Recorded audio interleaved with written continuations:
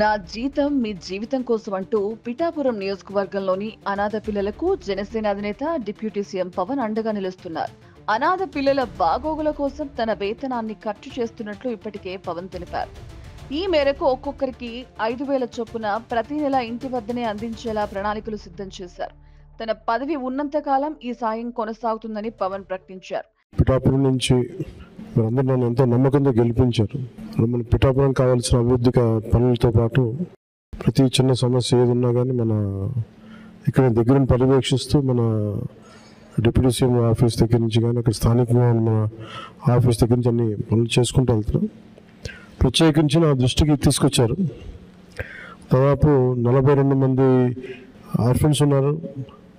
తల్లిదండ్రులు లేని వాళ్ళు లేదంటే కూర్చోబెట్టి దాంట్లో సగం మంది కనీసం ఎవరు బాధ్యత తీసుకోవడానికి ఎవరు లేరు. దీనికి మనం ఏదైనా చేయాలని షణ్మోహన్ గారు అలాగే కృష్ణతేజ గారు నా దృష్టికి తీసుకొచ్చారు.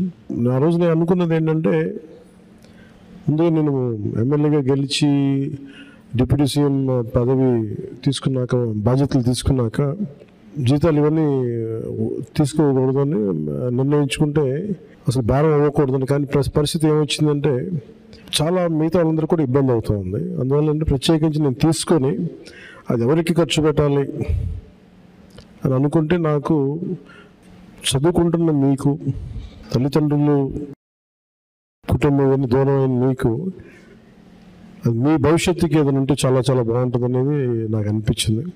దాని తగ్గట్టుగా అడుగు వేసాం. సో ప్రతి నాకు వచ్చే జీతంలో మొత్తం ఆ డబ్బంతా ఇట్లా మీ భవిష్యత్తుకి ప్రతి ఈ పదవి ఉన్నంతకాలం, ఈ ప్రభుత్వం ఉన్నంతకాలం మీరు సంపూర్ణంగా చదువుకునే వరకు నెలకి 5,000 రూపాయల చొప్పున మీకు అందజేయడం జరుగుతూ ఉంటుంది. ముఖ్యంగా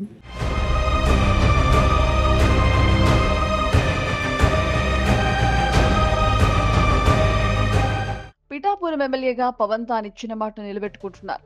తానుండగా అనాథలు కాయరంటూ తాజాగా 42 మంది అనాథ పిల్లలకు ఒక్కొక్కరికి 5,000 రూపాయల వంతున 2,10,000 పంపిణీ చేశారు. అంతేకాదు మిగిలిన వేతనాన్ని పిల్లల సంక్షేమానికి వినియోగిస్తున్నట్లు పేర్కొన్నారు. స్థానిక జనసేన నాయకులకు ఈ బాధ్యతను అప్పగించారు. పవన్ గతంలో ఈ పిల్లలను మంగళగిరిలోని తన కార్యాలయానికి పిలిపించుకుని మాట్లాడారు. తనకు ఓట్లు వేసి గెలిపించిన ప్రజల సంక్షేమం, అభివృద్ధి తన బాధ్యత అని పవన్ తెలిపారు.